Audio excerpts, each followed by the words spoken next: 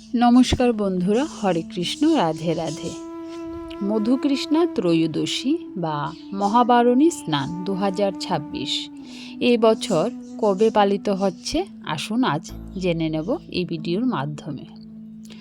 বন্ধুরা, চৈত্র মাসের কৃষ্ণপক্ষের ত্রয়োদশী তিথিতে শতভিষা নক্ষত্র এবং শনিবার বিশেষ ক্ষেত্রে যোগ হয়, তখন তাকে মধুকৃষ্ণা বারুণী স্নান বলা হয়।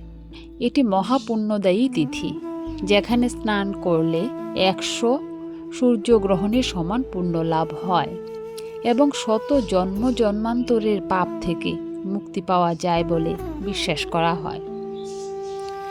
বন্ধুরা, এই বছর 2026-এর পুণ্যময়ী মহাবারুণী স্নানের সময়সূচি পালিত হবে কখন আমরা আজ জেনে নেব। আগামী 2 চৈত্র 1432 বঙ্গাব্দ 17 মার্চ 2026 মঙ্গলবার মধুকৃষ্ণা ত্রয়োদশী মহাবারণী স্নান পালিত হবে।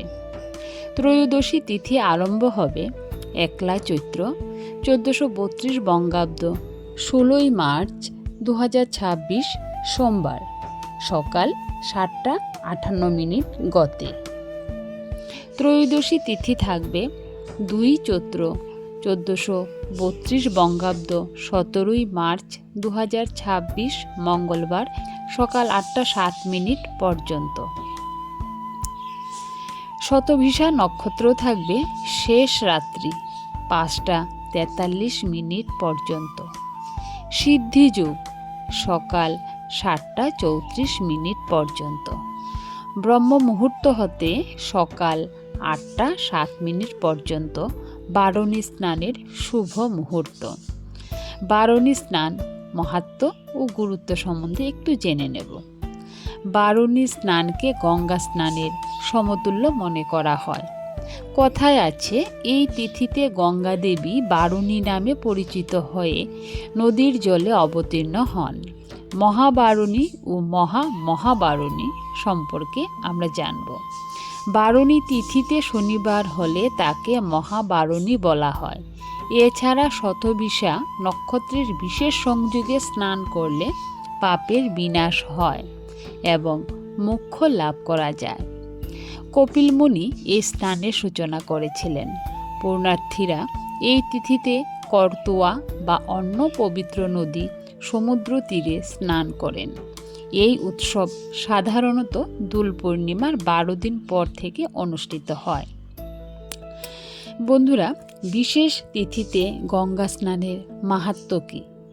বারুণী স্নান স্কন্দ পুরাণে লেখা আছে যে চৈত্র মাসের মধুকৃষ্ণা ত্রয়োদশী তিথিতে শতভিষা নক্ষত্র যোগ হলে সেই তিথি বারুণী নামে পরিচিত।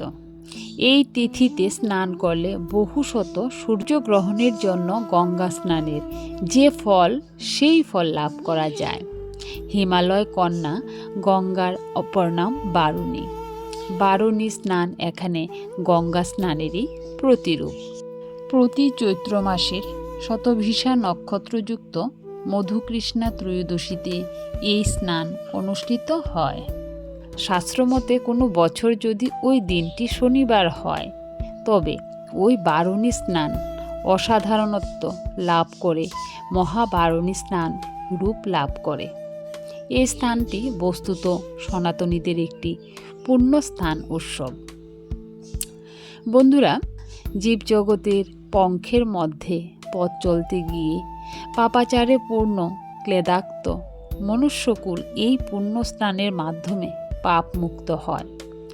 দক্ষিণ জনপথের এই কপিল মুনিতে ঠিক কবে থেকে বারুণী মেলার আয়োজন হয়ে আসছে তাই হিসেব করে বলা খুব কঠিন। জনশ্রুতি এমন পুণ্যাত্ম কপিল কালের কোনো এক সময় সাধনা সিদ্ধি লাভের জন্য কপোতাক্ষের পাড়ে সিদ্ধেশ্বরী কালী মন্দির স্থাপন করেন এবং তিনি সেখানে ধ্যানমগ্ন অবস্থায় আদ্যশক্তির সাক্ষাৎ পান।